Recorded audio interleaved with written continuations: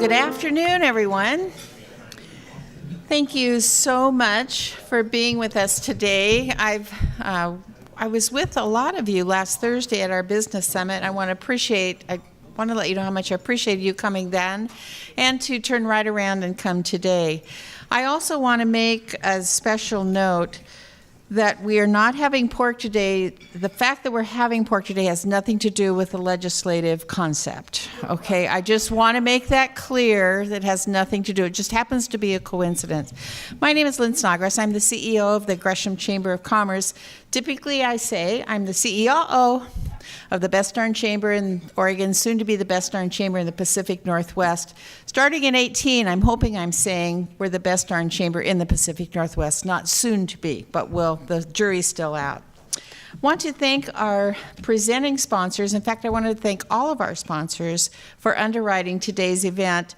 The presenting sponsor is Riverview Community Bank. Larry is on his way. Thank you very much, Riverview Community Bank. I also want to thank our stakeholder sponsors, John Maloney, who is a board member and represents Portland General Electric. Thank you, John, very much. And please thank everyone at Portland General Electric for doing this. We appreciate it.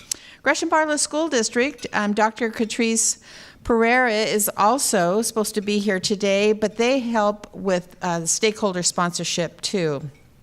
And naturally, we have to thank our media sponsor, Keith. Thank you so much. MetroEast Community Media. Keith Thomas is with us. And there are flyers that will be in the registration desk as you leave.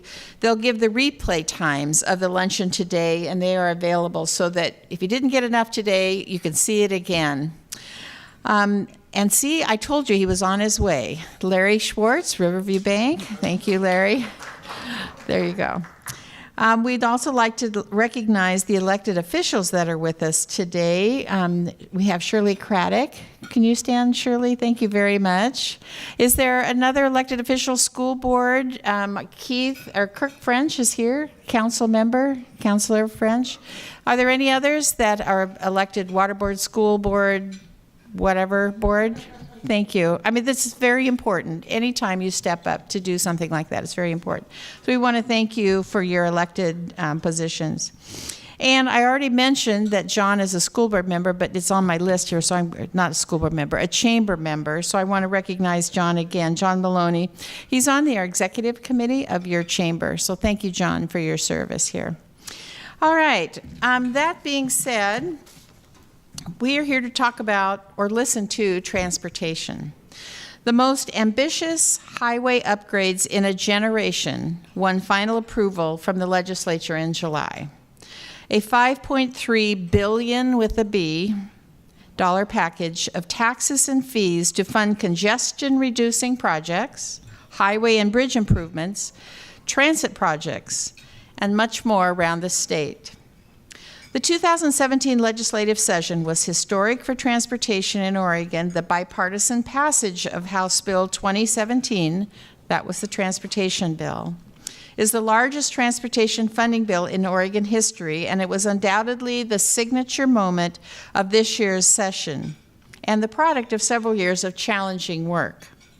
Coming into session, transportation was identified as one of the top 2 priorities for the governor and for the legislature. While the process produced its share of usual speed bumps, the bill that ultimately passed is considered a multifaceted approach to improving Oregon's transportation system, include several new funding sources. And then there was a U.S. Senator from Washington that caught wind of one particular item in the bill, toll booths. Washington, D.C. is weighing in on Oregon's local transportation package. We're going to hear a little bit more about that soon. With us today to discuss the good, the bad, and perhaps the ugly of the transportation package are Craig Campbell and Representative Mark Johnson. Craig is the president and legal counsel of the Victory Group and was involved in many facets of the package. Craig has 14 years of lobbying experience in addition to 10 years of experience working in the legislative process, both as a legislative staff and working in the executive branch. Representative Mark Johnson friend that we've had for a long time. If you remember, he was unable to attend the wrap-up that we had, and I was so pleased that he was going to be able to be with us today.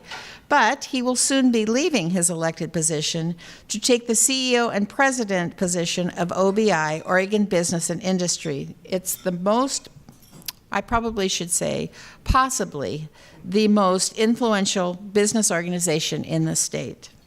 So what I'm going to do now is encourage and thank Craig Campbell, and he's going to come up and set the stage for the transportation package. And after he is done, then we'll have Representative Mark Johnson come up. So would you help give Craig Campbell a warm welcome to come to the podium? Craig?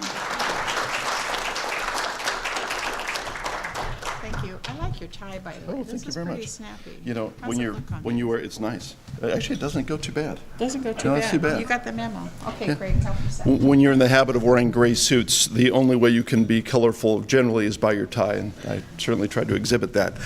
So I'm going to just talk for about 10, maybe 15 minutes to try and collapse 2.5 years of work that resulted in a 295-page bill that raised, as Lynn just said, an enormous amount of money going into the future for roads, bridges, capital construction projects for rail, marine, air, bike, ped.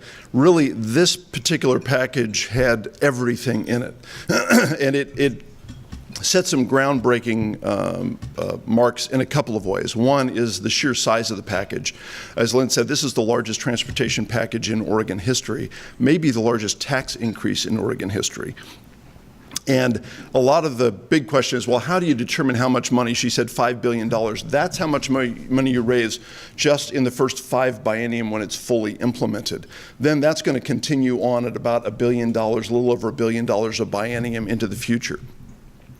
The transportation funding package was the result of several years of work where people were basically trying to figure out, okay, what are our needs in this state and how much money do we need to raise in order to take care of those needs?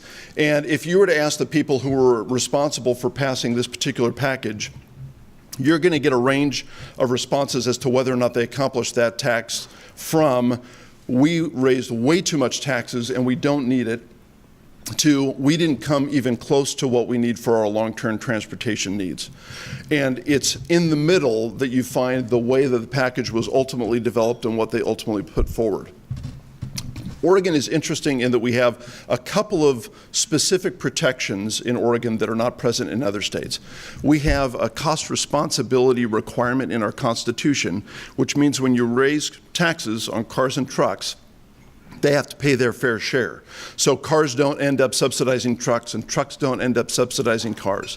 In addition, all the taxes that are applied to cars and trucks have to go into the highway fund, and those monies must be used for roads, bridges, etc. within the right-of-way of Oregon's road system. That means that the legislature can't steal that money and use it to pay for education or PERS reform or healthcare or anything else. As a result, it makes the discussion around transportation a very focused and unique one. Now, this time around, there were several elements, and I'll go over them briefly. The first one is that the legislature realized that if we were going to increase taxes on motorists and truckers, and by virtue of that, the public, and in addition to that, on payroll to pay for transit, we had to make sure that the public was confident that the department that was responsible for carrying out that was overseen well and was held accountable. So if you look at the beginning of the bill, it covers a whole series of accountability measures which give additional strength to the Oregon Transportation Commission in their oversight of the department and the legislature in their oversight of both the commission and the department. Doing some things we've never done before in the legislature, like giving budgetary oversight of an agency to a policy committee, which has never been done in Oregon before. By the way, after the two of us are done speaking, we're going to have time for questions. So if anything kind of piques your interest, we're happy to answer any questions you may have. There's the tax on cars and trucks itself.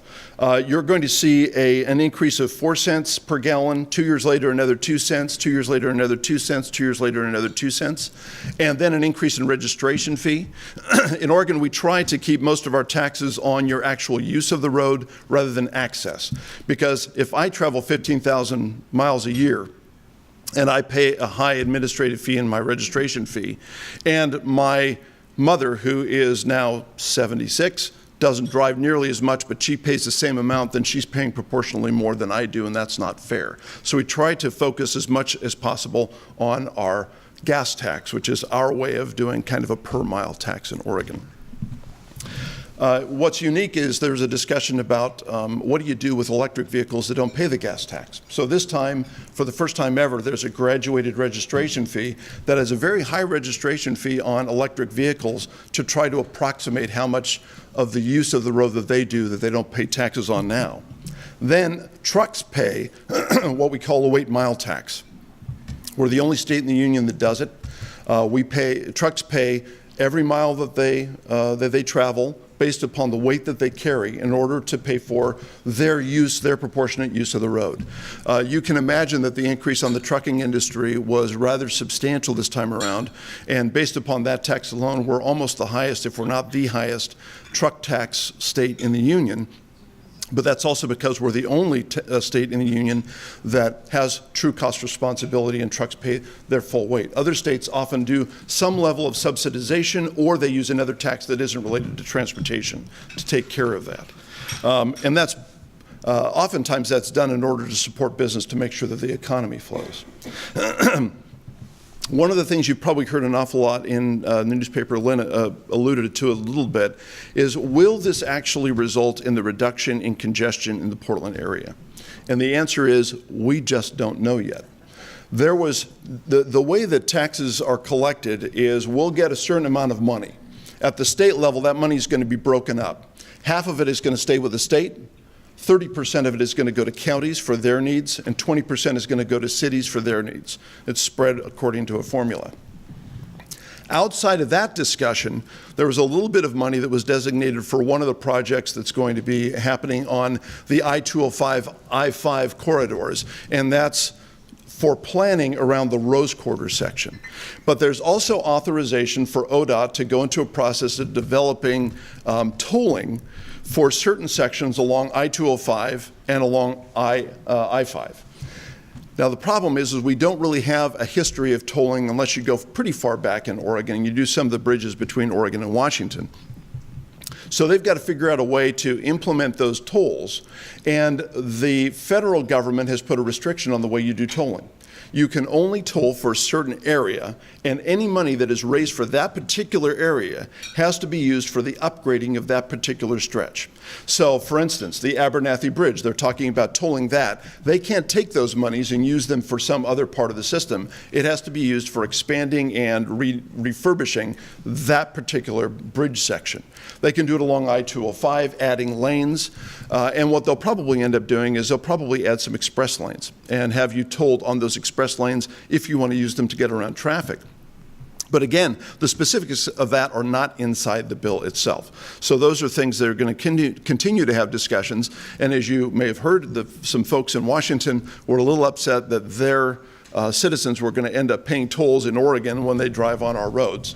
And so you can see where there's going to be an interesting political discussion around that, because there are several Oregonians who would say, well, yeah, you're using our road, so you should pay for that through the tolling. I won't go into any more detail about that unless you have some questions later on. Another major area, we've been trying for years to try and figure out how to take care of transit funding or public transit funding. And when I'm saying that, the focus really hasn't been so much in like the Portland area when you're talking about trolleys or max lines or things like that. We're really talking about what do you do about small towns in rural Oregon where you live in one town but your doctor is in another town, or you have need to get to another town nearby. If you don't own a car, then your likelihood of getting there's no transit system there. So what we needed to do is try and find funding that would enable rural Oregon, smaller towns, to have the ability to generate even if it's shuttle services or call-in shuttle services, to allow those folks who are particularly the elderly and disabled, but others who might need it who don't have the ability to drive as well, to make it from one place to another inter-town. There, of course, is also additional revenue to pay for the operation of transit throughout the state as well. We've been able to do construction, capital construction projects, but never the operational side. And the way they've done that is by creating a 0.1% payroll tax that will generate enough money in order to, and matter of fact, it will generate right around, when it's fully implemented, just about $300 million statewide to take care of that particular cost. In addition, there was some funding, and this is going to be subject to a lawsuit coming up. And that is money that has been collected in order to try to provide funding for bike, ped, and non-highway projects. Traditionally, we had what was called Connect Oregon. We used money from our lottery, we bonded it, and we used it for large projects that were good for rail projects or marine projects or local airports in order to bolster the economy and allow that to happen. Unfortunately, our revenues available through the lottery are being eaten up more and more by a lot of different interests. So they tried to go a different way this time around. And one of the things they did is they implemented a tax of 0.5% on your, it's ostensibly on the sale of your vehicle, but it's actually called a privilege tax that you pay on the paperwork that you do, but it's based upon the value of the vehicle. That money, the legislature, legislative council, argues that's not part of the highway fund because it's not really a tax on the vehicle. My organization, AAA, the Oregon Trucking Association, and others are going to be filing suit to make to the Supreme Court to find out whether or not that's actually inside or outside the highway fund. It's a friendly lawsuit. We just want to know the answer to that. If it turns out that that money is part of the highway fund, then they can't use it for a lot of what they intended to use it for, which is transload facilities around Albany and out in the Ontario area to deal with the need to consolidate shipping of certain agricultural products. So we'll have to go back to the drawing board to figure out how to pay for that, and it's kind of a tricky one. I think I've probably gone over most of my time. I'll say very quickly that no bill of this size goes through a clean process when it's made. There was a lot of work groups where people came around the table, they discussed all sorts of ideas, but ultimately in the legislative process, it's difficult to keep things like that going. This time around, whenever you're passing a tax increase, it's sort of normal politics to have a bit of a tit for tat. I'll vote for it, but I want to see this in the package. As a result, one of the things in the package allowed for bonding for that would generate several $1 million that are dedicated to different regions throughout the state. And those regions are designed to take care of projects that specific legislators wanted to make sure were taken care of in their particular district. That's kind of the nature of the beast in the legislative process. So it's not the cleanest of all processes. My organization was a little concerned about the level of the tax on our members, and we worked very closely with the Trucking Association. They had the same issue.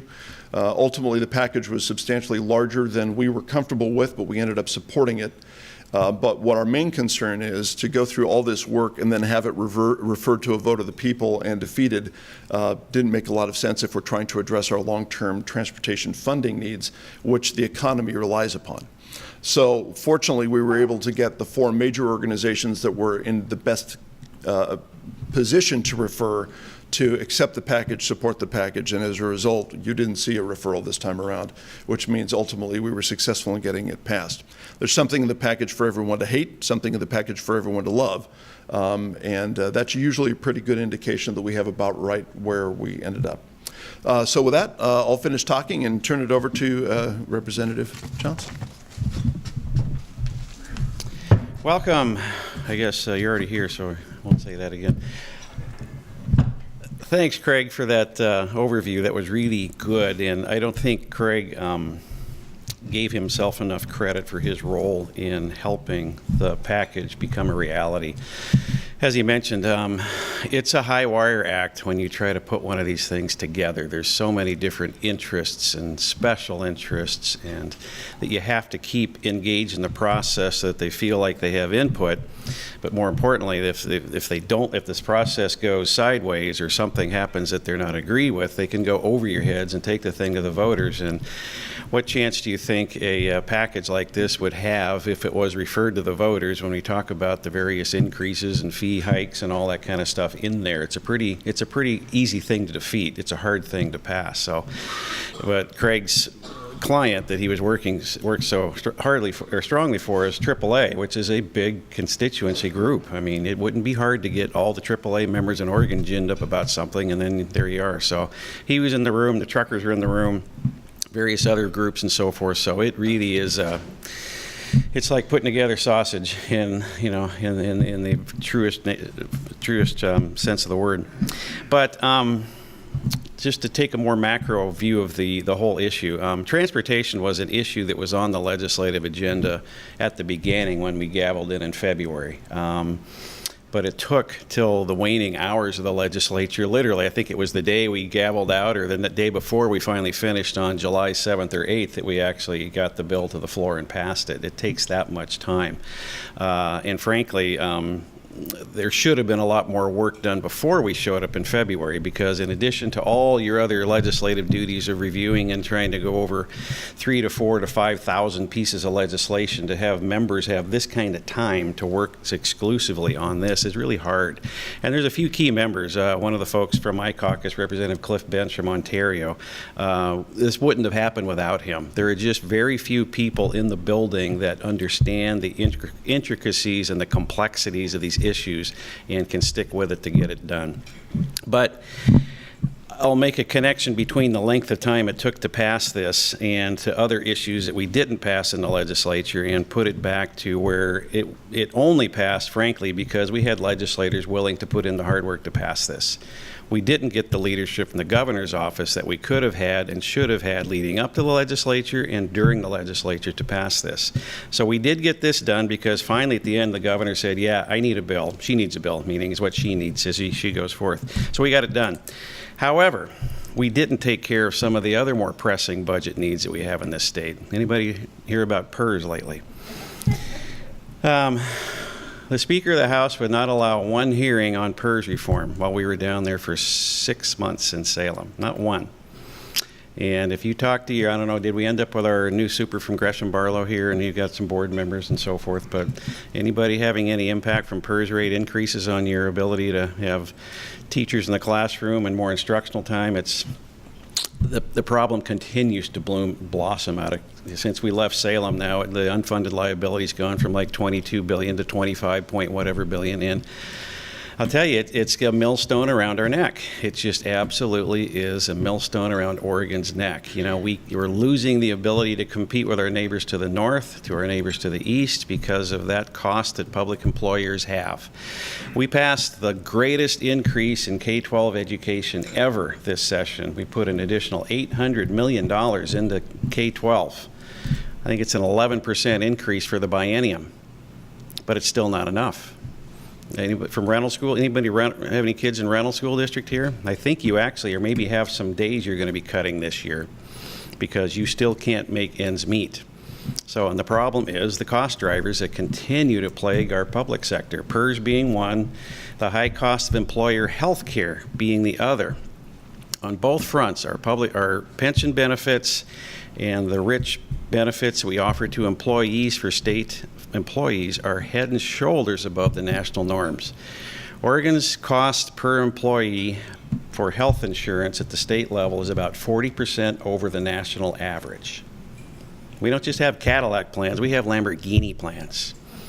But we're at the point where it's costing us hundreds of millions of dollars. Now, you're going to have a ballot measure on the January ballot that just qualified yesterday. Ample signatures were filed to refer to you, the voters, should there be a premium tax on certain health care premiums, because that's one of the ways that the legislature balanced the budget to get out of town. A little gimmick, we raised about $200 or $300 million by adding a premium tax on privately held insurance plans, okay? So if you've got a private plan, or even if you have a self-insured plan like some school districts do, this will raise costs for school districts by about $20 to $30 million in the next year, this premium tax.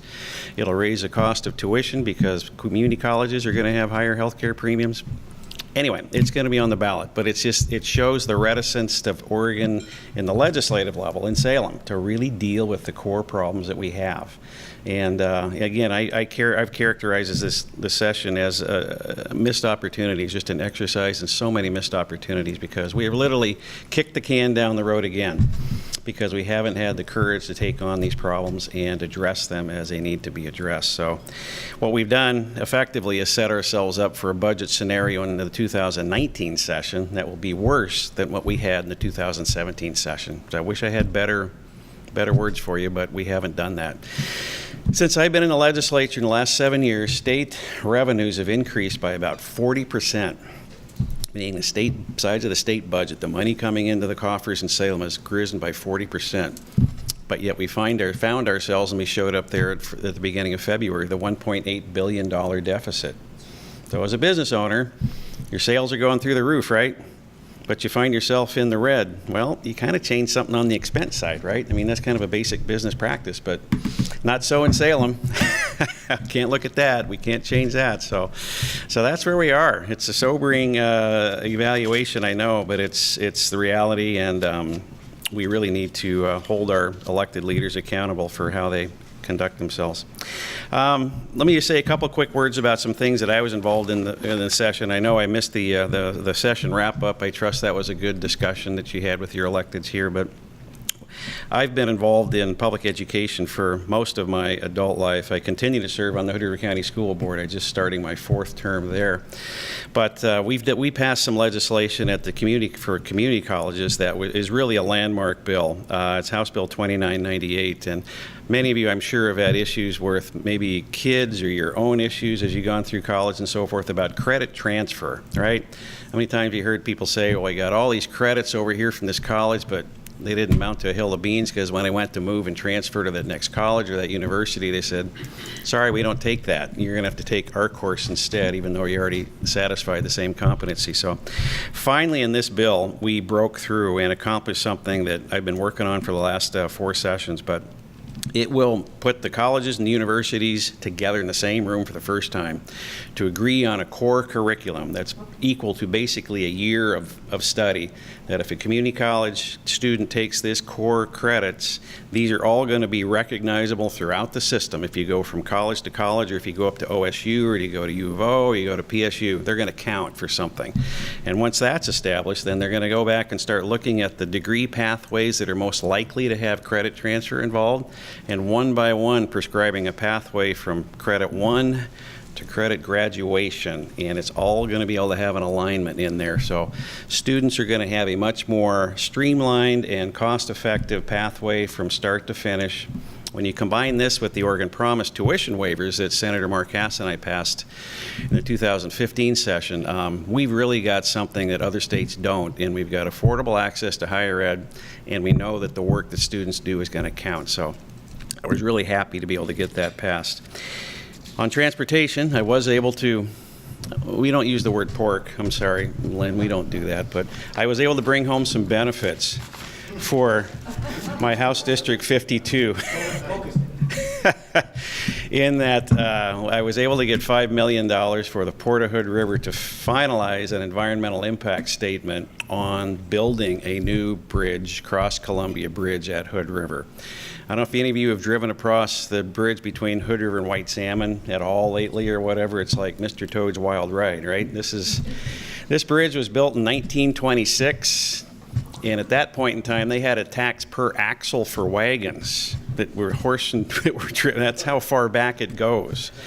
Fast forward, we're now having like 3 million vehicles per year, some of which weigh as many as 120,000 pounds going across that bridge. And during some of the recent interruptions on I-84, when we had the Mosier train derailment back a year ago, and this last, of course, with the Eagle Creek fire, when suddenly all of I-84 goes across that bridge as a detour.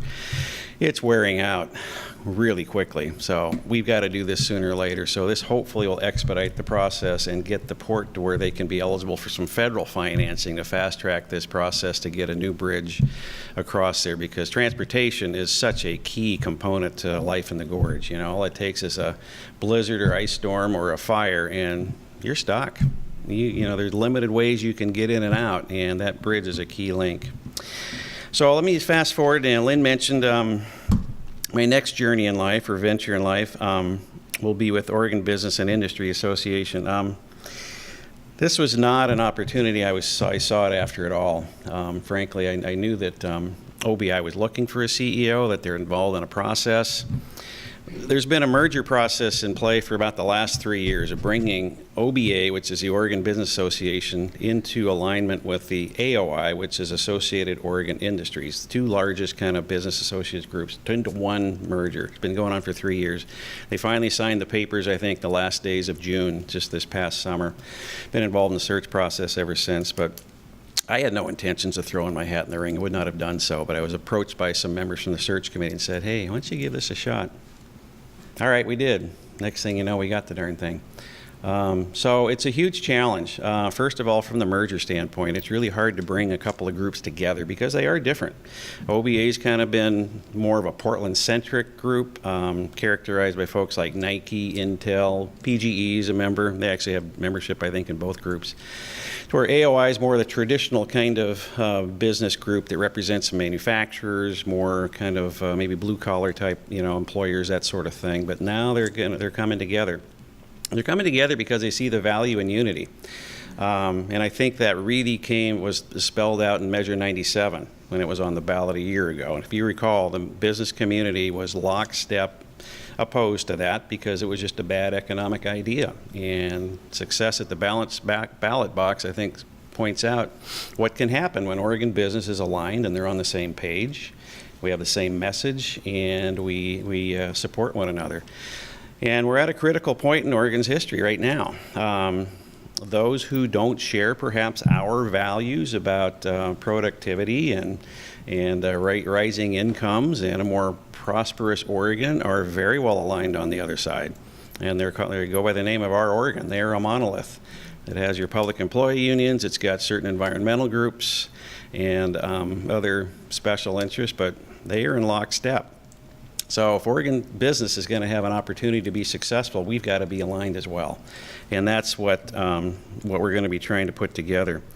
So it's a huge challenge, but it's, I think, a huge opportunity as well, because one of the ways that obviously we need to grow the state, I think, and make us better connected is with OBI at Salem level and Portland level, making more practical connections right with folks like you at local chambers. Because if we want to change the process in Salem and in other governmental entities, it's about getting people to run for elected office. And what better way to raise up the farm team than from organizations like this, right? There's probably folks in this room who have a lot of skills and a lot of energy and some ideas that could be very helpful. So what if business was partnering with you to help find and recruit candidates that can serve you well here locally, so that we can try to change that outcome that gets frustrating for some of us. So it's not an easy decision for me to make. I've grown to love this House District 52. This is, I say it all the time, there's nobody in the building that's more fortunate than me when I'm in the Capitol representing 52. It's when you've got all of Mount Hood, you've got most of the Columbia River Gorge and all these diverse communities that make up this area. It's a pretty incredible area. So tough to step away, but these things happen, and we won't be stepping far away from the Capitol. The OBI office is right directly across the street, literally, and there's a Portland downtown office which will have me back and forth quite a bit, but plan to continue to live in Hood River, but we'll have a midpoint somewhere down here. We'll have a crash pad during the week or something. Maybe Craig, you got a basement in your office in Salem, right? No problem? Yeah, the bunker? Yeah. So we'll figure something out. So with that, I will go away, and maybe if you have questions for me or Craig or whatever, we'd be happy to try to answer anything you might have. So, Lynn, why don't you stay up there? Craig, why don't you join Representative Johnson? Congratulations, by the way. Thank you. I honestly don't think that the folks that are in this room understand what a powerful position you just were appointed to or elected to, hired for. you're going to serve your district even more, if you will. So congratulations on that. Thank you. I don't know why they didn't call me. Darn. Okay, Shelley, did you see who laughed the loudest on that one? Oh, the guys did up there. Okay, we're gonna go into the question and answer time. I'm sure Representative Johnson would answer any questions about other things, but we're gonna go back and focus on transportation. And my question, I'm gonna start it off. The words around the transportation package talked about getting commerce. You know, the rural folks needed their products to get through Portland faster. So they were willing to support something that helped Portland a lot, because getting it through Portland was one of the biggest problems. When I think transportation package, I think, good, I'm going to have more roads. Did that happen? Not yet. And I'll put this in two different ways. You're dealing with, I would say, 40 years of Portland area policies that have been specifically designed to prevent expansion of highway lanes, to prevent commerce from moving through quickly, mostly in an effort to get people out of their cars and to riding bikes and walking and things like that. That's a problem. And it's difficult to overcome with one transportation funding package. Making sure that they're doing tolling, because then they must spend that money specifically for expanding those particular routes, is actually one of the ways that we're hoping will result in additional lane capacity to allow throughput for our highways. Beyond that, there will be more money. Part of the challenge we had is when we started we had breakout groups. One of them was designed to talk about congestion and modernization. Another one was designed to talk about maintenance. They both spent all of the money that they thought they could raise in those two separate deals. So when they came back, they would have needed twice as much money to take care of both of them. The concern around the Cascadia event and making sure that our system is maintained so that what we've got can work, I would say, won out more than the ability to expand capacity going through the Portland area. Although because of the allowance for doing tolling, that has at least an option and a possibility of expanding. If they do the tolling, there will be additional capacity. If they don't, we're going to have to come back and do another transportation funding package in order to do that. Those of us that are kind of geek about policy, legislative policy anyway, noticed that the package started at the 8-point-something billion and then went to the 5. Was my road in that 8-point, was a lane for Lynn in that, the widening, or was that what you just talked about, Craig, where they both came back and saw it was too much money? Yeah, I don't think specific projects so much, Lynn, but I think just the source of the funding. Okay. As I recall, and you can fill in the blanks on this, but Representative Bentz, I think, mentioned to me on more than one occasion that a gas tax alone, simply to fund needed maintenance and backlogs, would have been in the neighborhood of somewhere around 30 to 40 cents a gallon. It's huge. I mean, that's how far behind we are in the state, as well as the crumbling. Don't just think about your I-205 bridge or I-5 bridge. Think about bridges in Heppner and Morrow and all throughout the state that are in dire need. And that's where the folks are driving onions and they're driving potatoes and things and so forth.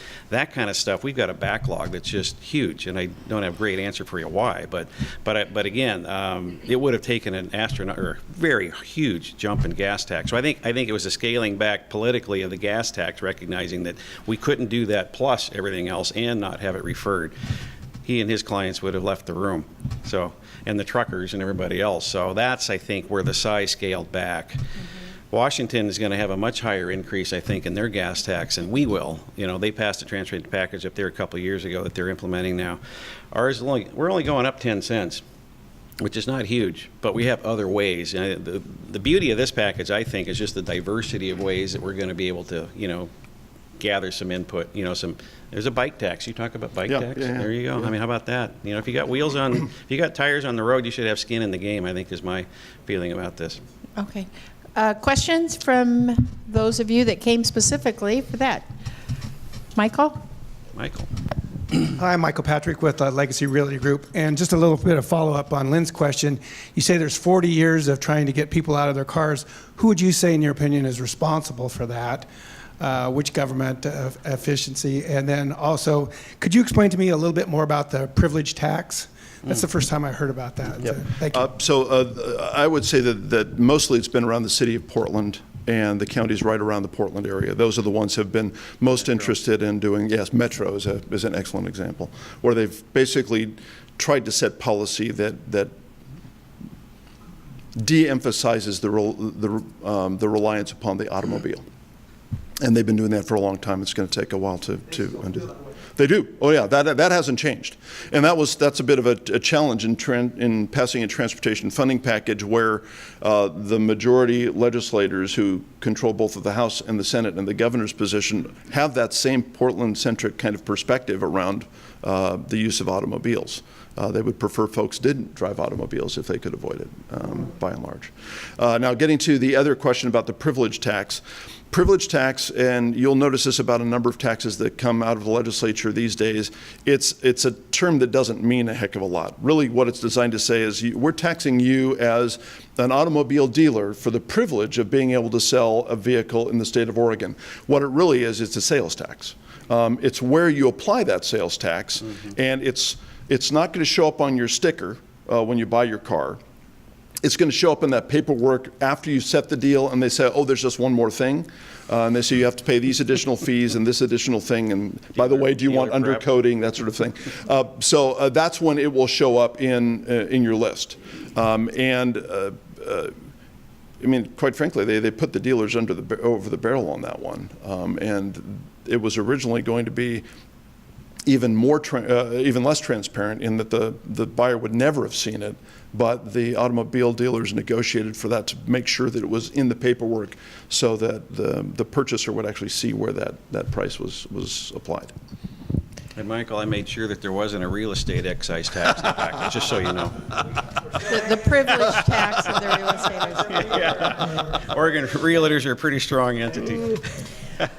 Craig and Representative Johnson, I know with Measure 97, the auto dealers, the auto industry was going to be hit really hard with that particular tax. Sure. And now you're telling me that they got hurt maybe harder, if you will, from the privilege tax. And we've got 6 men right here that make their living in that industry.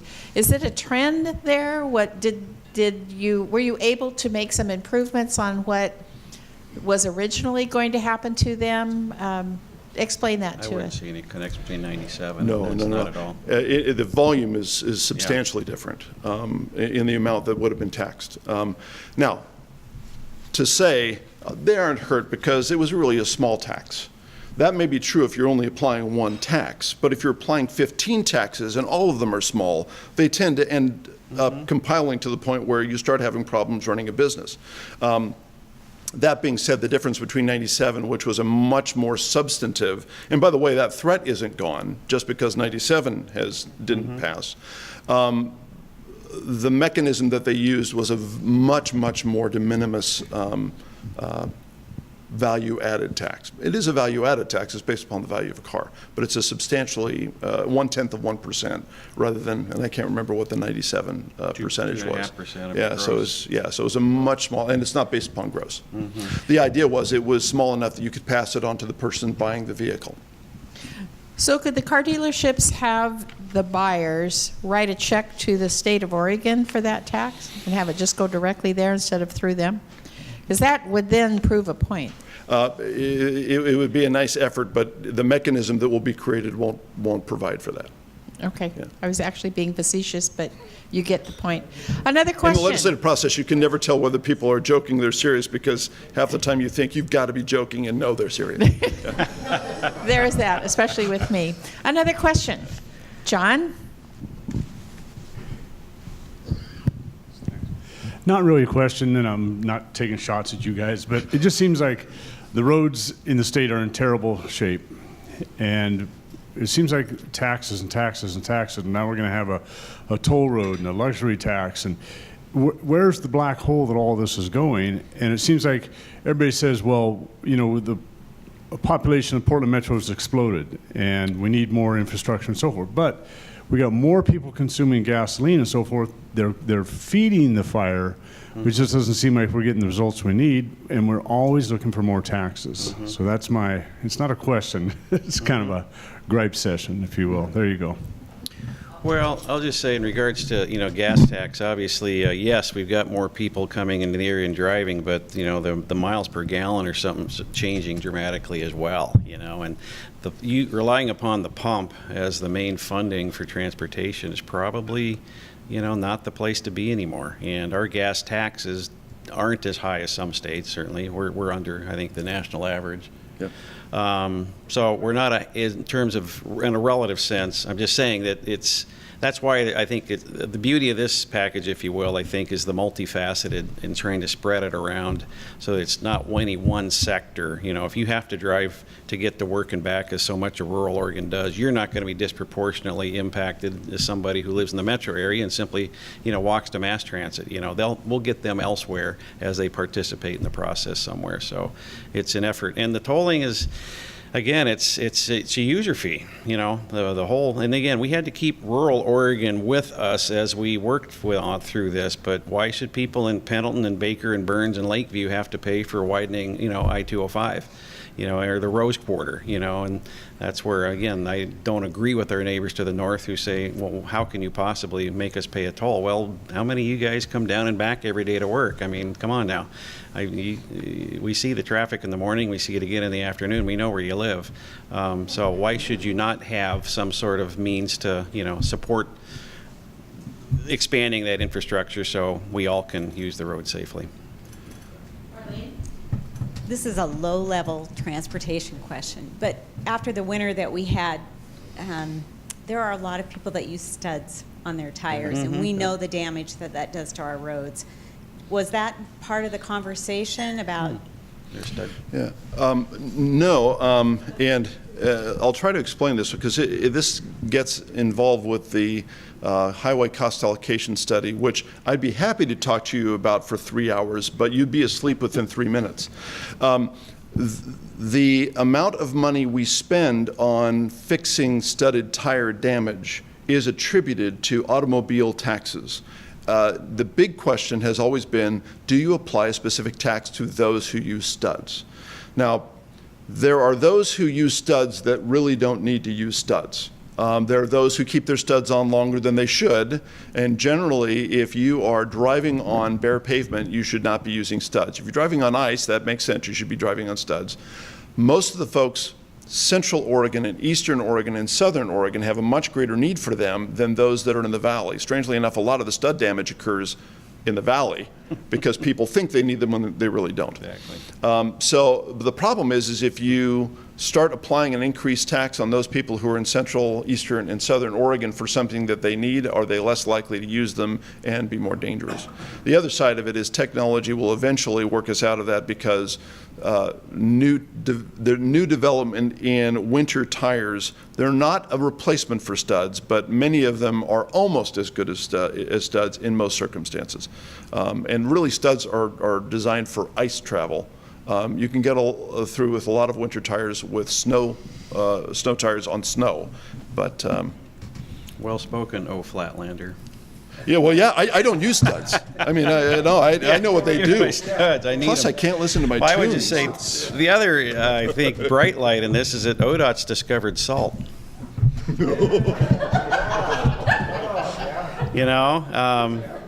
Last winter, again, as a Hood River resident in this last winter, and trying to get to Salem, I ended up driving Highway 14 on the Washington side multiple times because the road was clear while I-84 was an ice rink. Same elevation, separated by a river. One state uses salt on their roads, one state does not. So now ODOT is actually set up for this winter with some improved devices to spread some of that, and let's hope they understand how to spread it properly. But that could help alleviate some of the problems you're talking about too, and maybe we'll have fewer studs on the road because the roads will not be as treacherous as they have been in the past.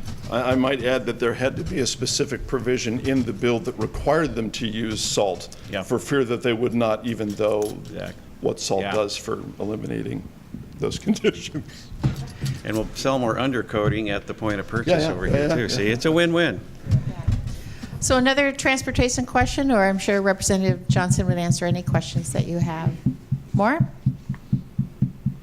There's no more food, so you either ask Really? a question. There's no There's seconds. still pumpkin Okay. pie. Chrisman, you have a question? Very astute question, but I'm just kind of curious.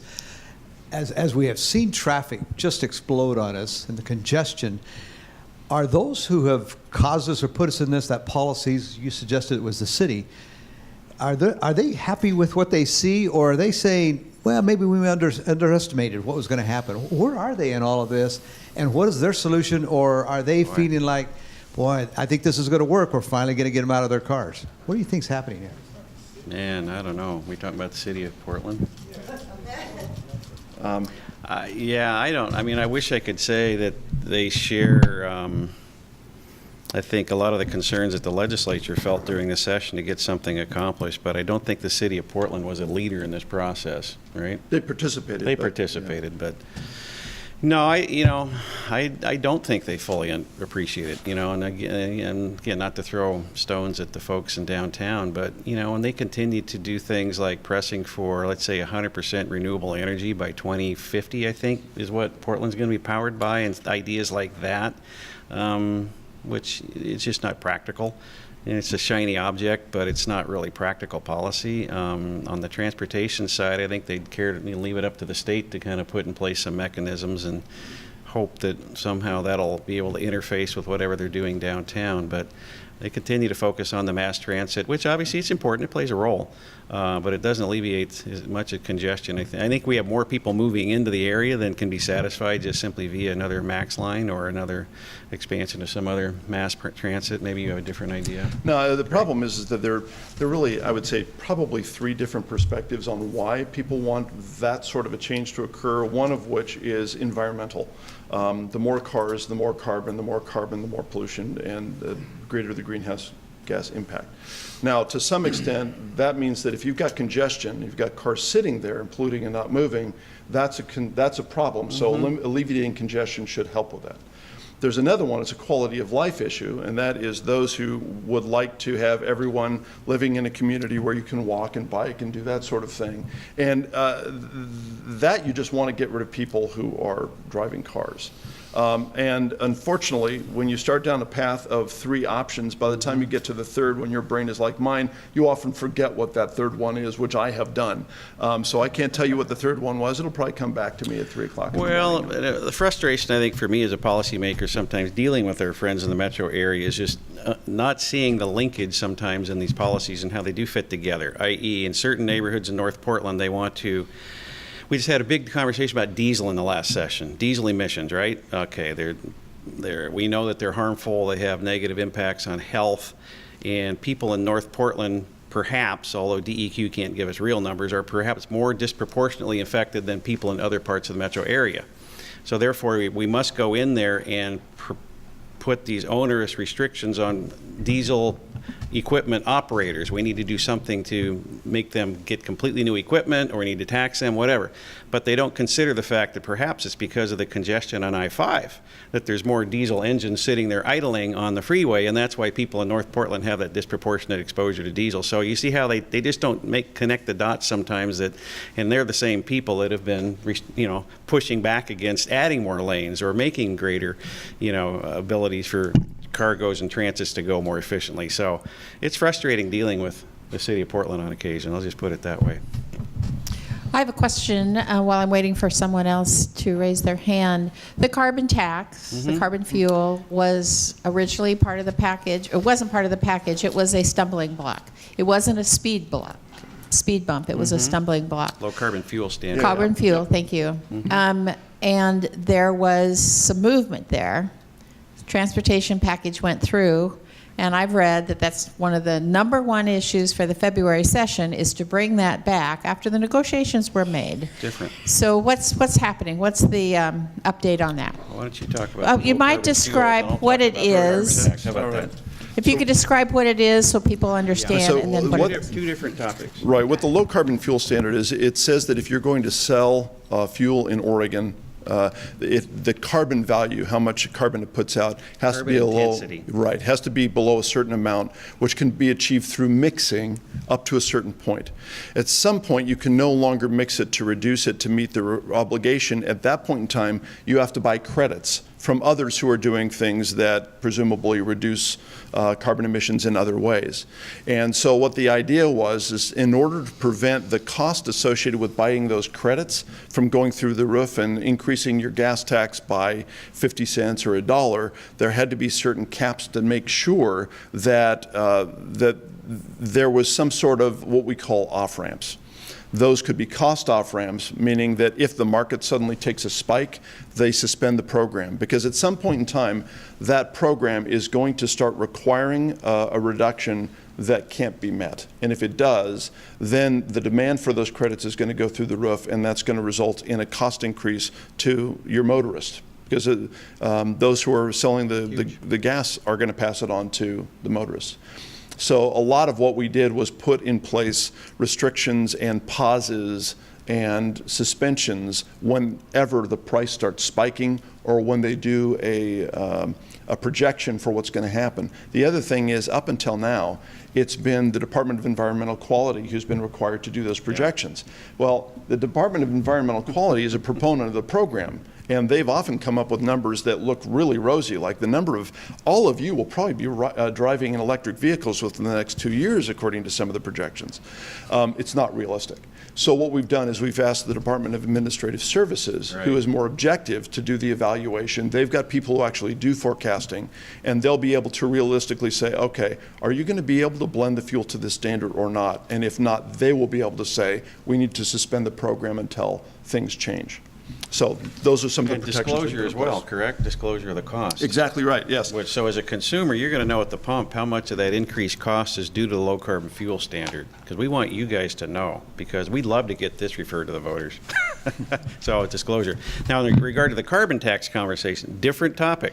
And then this will be on the agenda in February, and this will definitely be an OBI issue. We'll be right in the midst of this. But it's about an economy-wide increase on the cost of carbon. They're going to call it, you can call it a cap and trade, or the proponents are calling it cap and invest.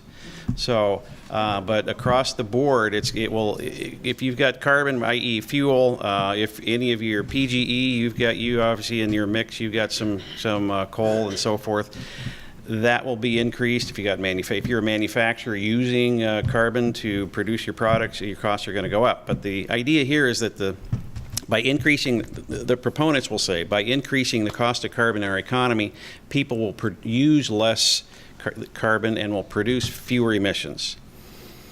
So what do you do if you have to drive? Most of rural Oregon continues to have to drive. So we're going to pay more. We're not going to reduce any. There will be just same number of emissions coming out of our tailpipe. Or if you just simply need to turn the heat on, right, you're going to continue to need to stay warm, but you're just going to pay more. At the end of the day, the proposal that's in front of us is going to bring about $700 million into the state coffers every year. So you're talking about $1.4 billion. We're talking about a lot of money. And this is where the semantics kick in, because California calls it a cap and trade. Oregon's going to call it a cap and invest, because we have folks, we're sure we can find a state agency somewhere who will have the wisdom to know how to redeploy this back out to areas so it can go into renewable energy projects, or maybe this is how we help rebuild rural Oregon, or maybe this is how we help take care of our fire suppression efforts and so forth. So there's no direct cause-effect relationship between raising the cost of carbon and reducing emissions, because it just doesn't work that way. So we're gonna push back on this. The governor is supporting it at this time. I don't think she's going to die on this hill. It's mainly, I think, Tina Kotek, our Speaker of the House, who's going to run this up the flagpole. Peter Courtney, I don't think, wants to touch it in the February session. It'll be back in 19, I think, where they'll make a real effort at it.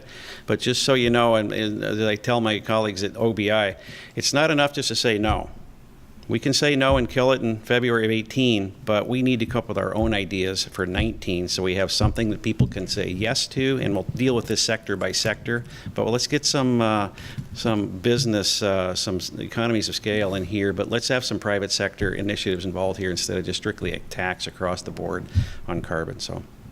Before you, one thing I'll add to that, and this was something that was true of ballot measure 97, carbon tax, if it's paid by the petroleum industry for what they're going to be selling, it constitutes a transportation funding package. It does. And since 40% of the carbon emissions in the state of Oregon are attributable to transportation, what they're going to do is they're going to apply a tax that's going to apply to those, and what we'll end up having is a second transportation funding package. Our long-term concern is that they'll they'll apply a carbon tax, motorists will end up paying it, and then somebody will do an initiative that says, well, you know, we collected all this tax that was supposed to go for reducing carbon, but all we can spend it on is on bridges and roads and all those dirty trucks and cars. We need to change the Constitution so that we can use that, what was a highway fund money, and use it for carbon reduction instead. And that's one of the things that AAA is very concerned about, because that's one of the ways that we can guarantee that our members, the taxes that they're paying, are being used to their benefit. This would undo that. So. The black hole. Yes. It wasn't a black hole when I was there. No, it was the same black hole. It was just run by different people. Any other questions while we've got the wisdom on the podium? Dan?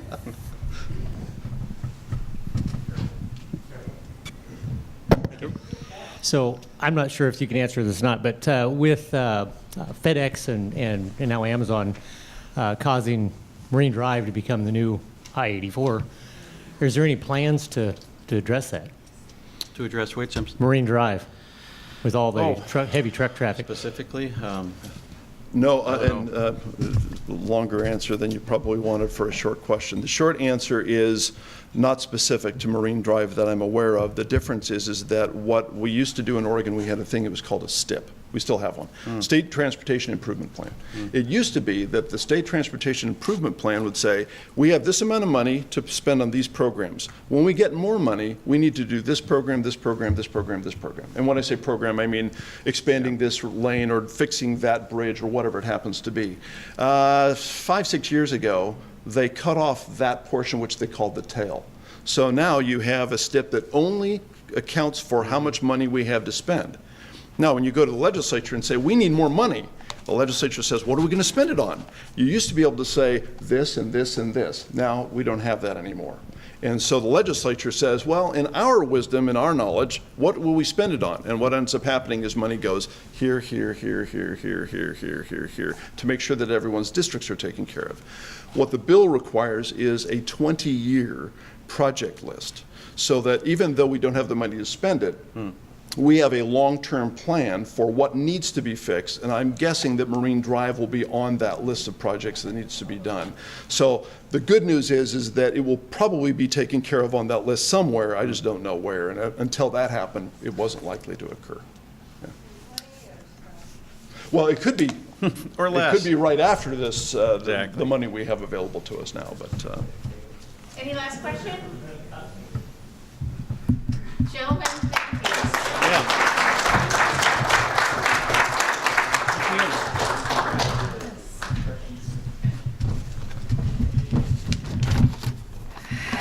I don't miss it at all.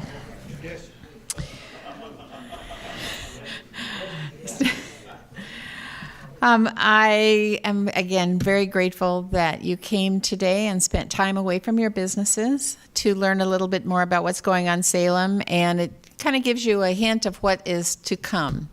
Thank you again, our sponsors, Riverview Community Bank. Larry, thank you very much. Please tell those that you work with that we appreciate those dollars. Portland General Electric, John, thank you.